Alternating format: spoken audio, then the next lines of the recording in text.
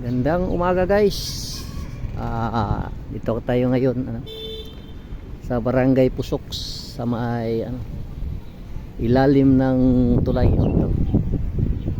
Marcelo Fernan Bridge tulay, Cebu City. Pero nandito tayo sa Mactan Island. Isa ito sa tulay na nagkonekta sa mainland Cebu at isla ng Mactan. So pasyalan natin dito guys, dati yung estudyante guys. Ayun guys, estudyante ba to manggagawa.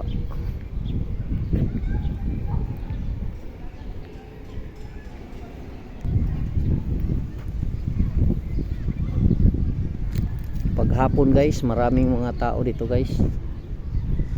Lumalanghap ng mas sariwang simoy ng hangin.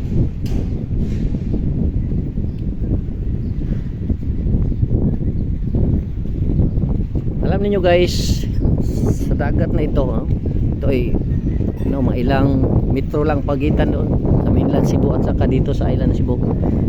Lahat ng mga barko patungong Cebu City, patungong Maynila, Masbate o sa region sa northern part ng Pilipinas, dito talaga dadaan.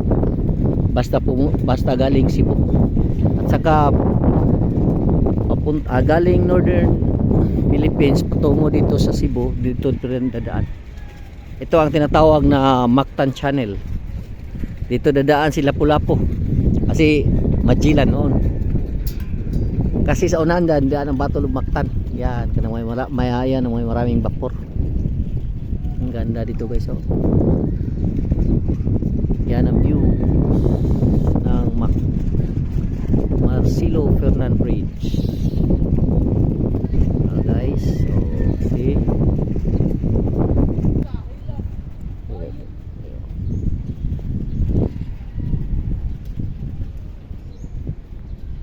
ganda ng pagkagawa nito guys, oh.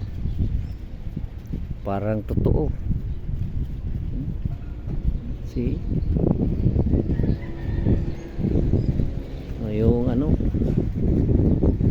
yung sea turtle, no? Sea turtle. Dito guys, ang barangay na ito guys, sakop ng Lapu-Lapu ay Barangay Pusok, Pusok Mactan Island. Yan.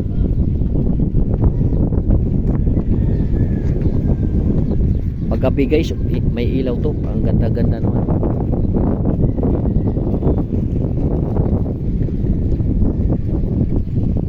So unahan dito guys, maraming kainan. Yan.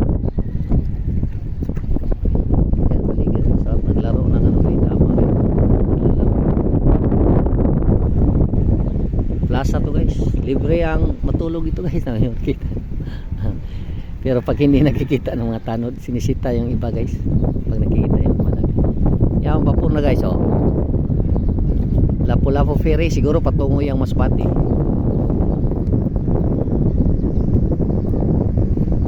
Yan.